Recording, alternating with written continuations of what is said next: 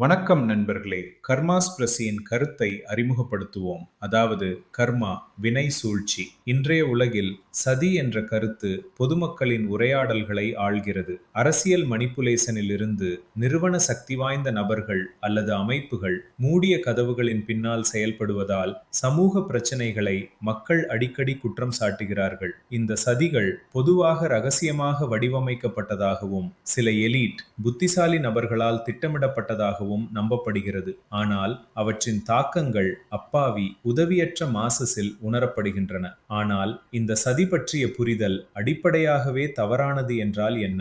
சதி என்ற கருத்தை அடிப்படையில் மறுமொழிய வேண்டும் என்றால் என்ன? இங்கு நாங்கள் உங்களுக்கு கர்மாஸ்பிரசியை அறிமுகப்படுத்துகிறோம். இது சமூக பிரச்சனைகள் எவ்வாறு உருவாகின்றன என்பதற்கான மாற்று பார்வையை வழங்கும் ஒரு கருத்து. கர்மாஸ்பிரசியின் அடிப்படையில் நாம் அடிக்கடி சதி என கருதுவது உண்மையில் தனிப்பட்ட மற்றும் கூட்டுறவு நிலைகளில் கர்மாவின் வெளிப்பாடு ஆகும். இந்த பார்வை மாற்றம் சமூக சவால்களை பாதிக்கப்பட்டது மற்றும் உதவியற்ற நிலைமைகளின் கட்டமைப்பிலிருந்து அதிகாரம், பொறுப்புத்தன்மை மற்றும் விளக்கத்தின் ஒன்றாக மாற்றுகிறது. கர்மாஸ்பிரசி நாம் சதிகளாக காணும் விஷயங்கள் சில சதி செய்பவர்களின் தனிப்பட்ட வடிவமைப்பு அல்ல, மாறாக கூட்டுறவு விழிப்புணர்வு மற்றும் கர்மாவின் வெளிப்பாடு ஆகும் என்பதை வெளிப்படுத்துகிறது. இந்த எதிர்மறை நிகழ்வுகள் காலப்போக்கில் வெளிப்படும் சமூக கர்மா மூலம் உருவாக்கப்படும் எங்கள் கூட்டுறவு சிந்தனைகள், நோக்கங்கள் மற்றும் செயல்களிலிருந்து எழுகின்றன.